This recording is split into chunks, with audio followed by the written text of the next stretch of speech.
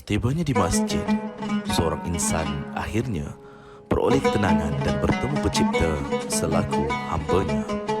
Program Jejak Warisan Masjid Majlis Pembenaran Manjung bertujuan untuk mengumpulkan dan memaparkan keunikan, sejarah dan penceritaan setiap masjid-masjid di daerah Manjung. Bagi episod pertama, kita akan menelusuri penceritaan di Masjid Sultan Alang Iskandar, Kampung Datuk Seri Kamaruddin, Manjung, Perak.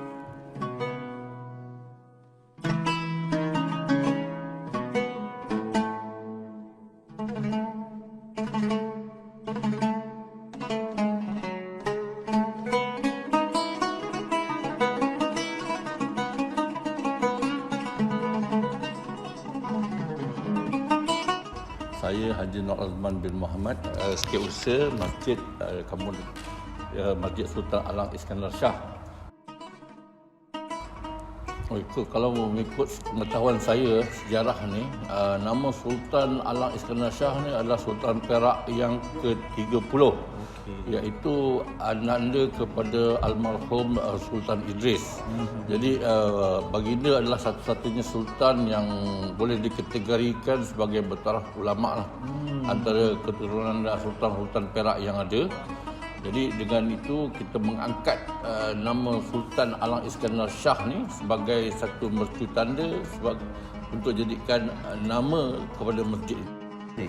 Ini masjid yang kedua, reka bentuk yang kedua lah yang ada dalam Kampung Datuk Seri Kamaruddin ni. Jadi masjid ianya dibina di atas tapak masjid asal. Masjid ialah bangunan yang separa batu dan separa kayu, dan dibina pada tahun 1972. Dan 1972 adalah kawasan Datuk Seri Kamaruddin ini adalah penempatan semula daripada penduduk Kampung Batu Gajah di Teluk Muruk, di mana tanah ataupun kediaman mereka terpaksa dipindahkan disebabkan memberi laluan pada pembinaan pengkalan TLDM di Teluk Muruk. Jadi kawasan yang dibina untuk penempatan semula ni adalah kawasan masa dulu mungkin kebun getah lah ya. Diratakan jadi dibuat penempatan semula dengan adanya rumah, masjid, balai raya semua kan. Sebagai dan banyak lagi kemudahan asas untuk kegunaan umum jemaah penduduk kampung. Sehingga pada tahun 1997 jumlah jemaah Qaryah bertambah. Jadi masjid yang ada tidak dapat menampung kepadatan Qaryah, maka timbul inisiatif untuk kita membina masjid yang lebih besar dan mengikut kepada cita rasa rekaan moden. Jadi apa yang saya lihat ketika itu banyak kayu-kayu pun dah mula luput makan naik, dan besar dia pun lebih kurang boleh menampung dalam 500-600 orang jemaah saja. Jadi dengan robohnya masjid tersebut dan dibina masjid baru ni, jadi masjid sekarang ni boleh menampung anggaran lebih kurang 2,000 jemaah. 2,000. Tapi yang pastinya masjid Datuk Seri Kamaruddin tu yang ulung lah yang ada. Betul. Yang masjid yang mula-mula tu kalau tahun 1972 dah mula dibina, di mana Bandar Baru Seri Manjung pun tak ada lagi. Tak wujud lagi Bandar Seri Manjung. Okey, pertama saya nak cakap masjid ni dah dikategorikan sebagai salah satu masjid bestari di kawasan daerah Manjung. Dan atas inisiatif tersebut kita telah banyak melaksanakan program-program yang secara tahunan lah. Program-program macam harian pun ada, mingguan pun ada, dan juga tahunan pun ada. Program-program harian tu seperti kuliah-kuliah pada setiap malam selepas maghrib dan isyak, selepas maghrib hingga isyak, dan juga selepas solat subuh. Jadi itu program mingguan. Kita akan adakan bacaan tahlil, kuliah untuk muslimah pada setiap pagi Sabtu, dan kelas fardu ain dan bacaan Al-Quran untuk kanak-kanak peringkat remaja pada hari Sabtu dan hari Ahad. Program mingguan.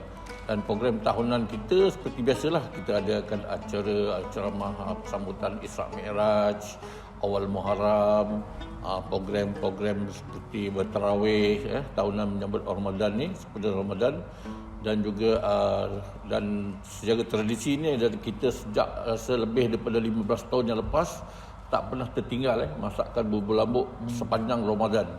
Itu tradisi lah secara tiap tahun. Dan juga korban pun ada tiap tahun kita ada paling kurang pun 5 ekor ataupun 6 ekor program rambut untuk korban. Dan juga sebelum wabak pandemik COVID itu hari, masjid ni menganjurkan dengan kerjasama tabung haji untuk khusus haji, dan antara masjid yang teramai lah dalam daerah Manjung. Normally dalam keadaan biasa tu kita boleh tampung 600 ke 800 para bakal-bakal jemaah yang mengikuti khusus haji di Dewan Masjid.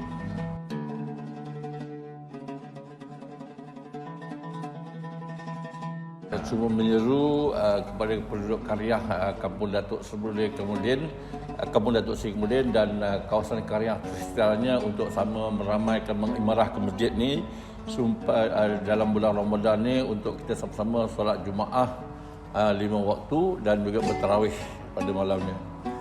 Itu je lah seruan saya, macam kita menyambut all out lah. Betul. Semasa kita sepenuh Ramadan ni, kita anggapkan ini adalah Ramadan terakhir untuk kita. Kena push all out. Nah, itu pesan Tuan Haji kepada semua. Anggap Ramadan ni Ramadan yang terakhir buat kita, so push all out. Itu Tuan Haji. Terima kasih banyak Tuan Haji. Assalamualaikum. Terima kasih.